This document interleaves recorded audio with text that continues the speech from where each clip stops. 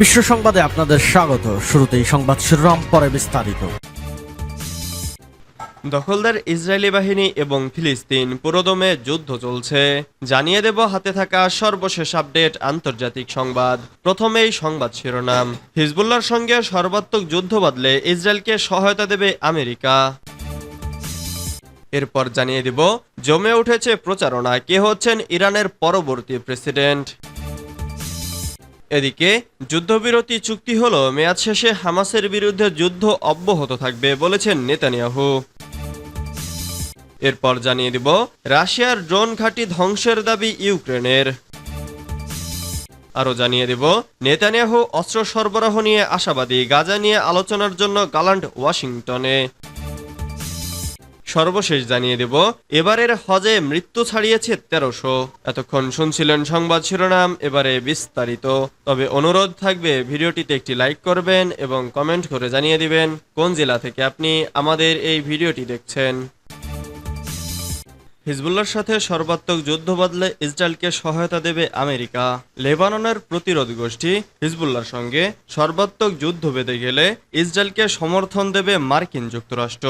চলতি সপ্তাহে Washington সফরকারী Israeli প্রতিনিধি দলকে এই আশ্বাস দিয়েছেন জ্যেষ্ঠ মার্কিন কর্মকর্তারা। একজন কর্মকর্তা গণমাধ্যমকে এ তথ্য জানিয়েছেন। সীমান্তে হিজবুল্লাহর সঙ্গে ইসরায়েলি বাহিনীর উত্তেজনা বৃদ্ধির মধ্যেই আমেরিকার পক্ষ থেকে এই আশ্বাস পেল ইসরায়েল। এদিকে অস্ত্র সরবরাহ স্থগিতের জন্য সম্প্রতি যুক্তরাষ্ট্রকে প্রকাশ্যে দোষারোপ করছেন ইসরায়েলের প্রধানমন্ত্রী বেনিয়ামিন নেতানিয়াহু। এ নিয়েও দুই দেশের কর্মকর্তাদের মধ্যে মন কষাকষি চলছিল। ওয়াশিংটনে সফর করা ইসরায়েলি প্রতিনিধি দলে ছিলেন দেশটির কৌশলগত বিষয়াদি সংক্রান্ত মন্ত্রী রন রেমার ও জাতীয় নিরাপত্তা উপদেষ্টা জাকি হানেগবি। তারা বেশ কয়েক ধাপে যুক্তরাষ্ট্রের জাতীয় নিরাপত্তা উপদেষ্টা জ্যাক সুলিভান, পররাষ্ট্রমন্ত্রী অ্যান্টনি ব্লিংকেন ও হোয়াইট হাউসের মধ্যপ্রাচ্য বিষয়ক সমন্বয়কারী ব্রেট ম্যাকগার্কের সঙ্গে বৈঠক করেন। জমে উঠেছে প্রচারণা, কে হচ্ছেন ইরানের পরবর্তী প্রেসিডেন্ট। আসন্ন প্রেসিডেন্ট নির্বাচনকে কেন্দ্র করে ইরানে জমে উঠেছে প্রার্থীদের প্রচারণা। বিশ্ববিদ্যালয়, বাণিজ্যিক কেন্দ্র, কারখানার পাশাপাশি বিভিন্ন সমাবেশে বক্তব্য রাখছেন প্রার্থীরা। ভোটারদের মাঝে গণসংযোগ চালাচ্ছেন প্রার্থীরা। অর্থনৈতিক সংস্কার, মূল্যস্ফীতি কমানো এবং পররাষ্ট্রনীতিকে বেশি গুরুত্ব দিচ্ছেন তারা।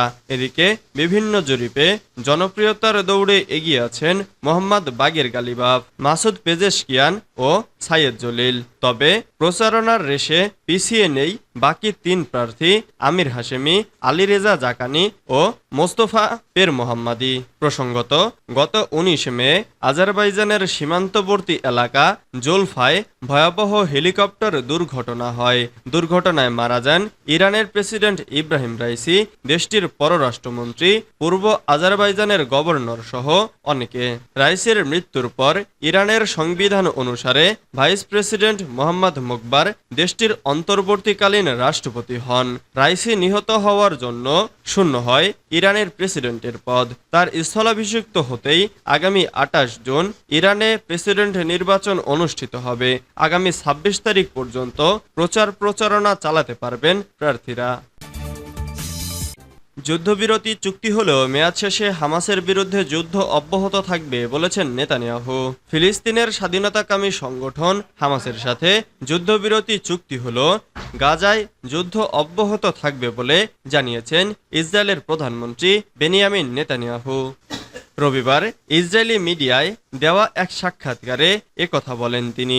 সাক্ষাৎকারে তিনি ইঙ্গিত দেন গাজায় এখনো আটক সব বন্দীকে মুক্তির ব্যবস্থা করা না হলেও কয়েকজনকে ছেড়ে দেওয়ার বিনিময়ে তিনি আংশিক চুক্তি করতে প্রস্তুত। তবে তিনি জোর দিয়ে বলেন গাজায় ইসরায়েলের যুদ্ধ শেষ হবে এমন কোনো শর্তমূলক চুক্তি তিনি মানবেন না। উল্লেখ্য, ইতপূর্বে যুক্তরাষ্ট্র দাবি করেছিল যে প্রেসিডেন্ট জো বাইডেনের উত্থাপিত ইসরায়েলি প্রস্তাবটি কার্যত যুদ্ধের সমাপ্তি ঘটাবে। রবিবার ইসরায়েলি মিডিয়া আউটলেট চ্যানেল 14-এ দেওয়া ওই সাক্ষাৎকারে তিনি আরও বলেন, লক্ষ্য হল অপহৃতদের উদ্ধার করা এবং গাজায় হামাসের শাসনের অবসান ঘটানো। রাশিয়ার ড্রোন ধ্বংসের দাবি ইউক্রেনের। রাশিয়ার ইরানি ড্রোন নিক্ষেপের ঘাঁটি ধ্বংস করার দাবি করেছে ইউক্রেন। রাশিয়ার দক্ষিণাঞ্চলীয় ক্রাসনোদার অঞ্চলে একটি বিমান ঘাঁটির কাছে বিরাট বিস্ফোরণের খবর প্রকাশের পর ইউক্রেনের নৌবাহিনী কিছু ছবি প্রকাশ করে এ দাবি করেছে। তাদের ভাষ্যমতে স্যাটেলাইটে ধরা পড়া ওইসব ছবিতে একটি রুশ গোদামঘরের ধ্বংসাবশেষ দেখা যাচ্ছে, যেখান থেকে ইরানের তৈরি ড্রোন নিক্ষেপের পাশাপাশি ক্যাডেটদের প্রশিক্ষণ দেওয়া হতো। এ বিষয়ে এখনো মস্কোর বক্তব্য পাওয়া যায়নি। তবে রুশ কর্তৃপক্ষ বলেছে শুক্রবার রাতে ওই অঞ্চলে একটি বড় সংখ্যক ড্রোন ভূপাতিত করেছে তারা। কিয়েভে নৌবাহিনীর কর্মকর্তারা বলেছেন ইরানের তৈরি শাহেদ ড্রোন চালনার প্রশিক্ষণে যুক্ত একদল প্রশিক্ষক ও ক্যাডেট ওই হামলায় নিহত হয়েছেন। হামলাটি গত শুক্রবার রাতে করা হয়েছে।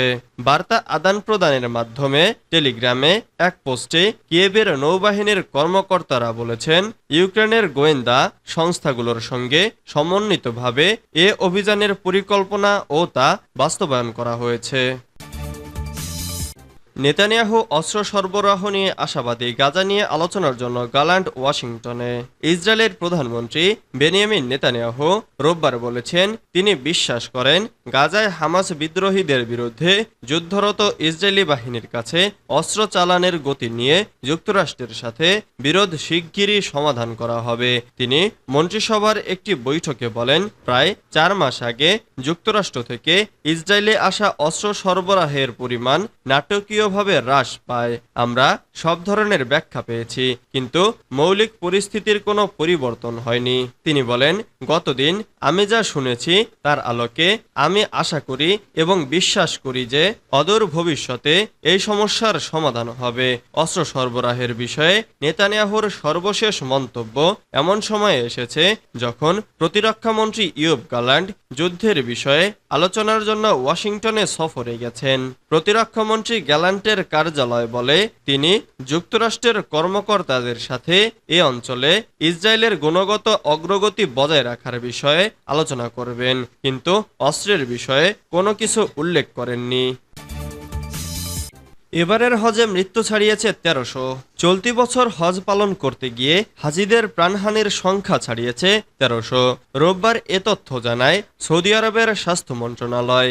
এবার পুরো হজ মৌসুম জুড়েই দাবদাহ ছিল মক্কায়। প্রায় দিনই তাপমাত্রা ছিল 45 থেকে 47 ডিগ্রি সেলসিয়াস।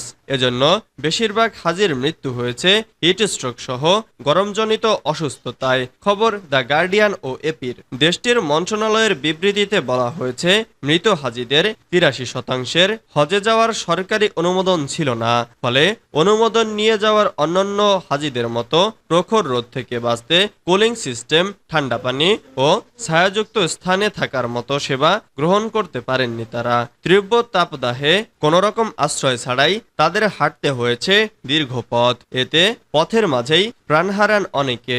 নিহতদের মধ্যে কেবলমাত্র মিশরীয় নাগরিকই রয়েছেন 660 জন। তাদের মধ্যে মাত্র 31 জনের হজ করার সরকারি অনুমোদন ছিল।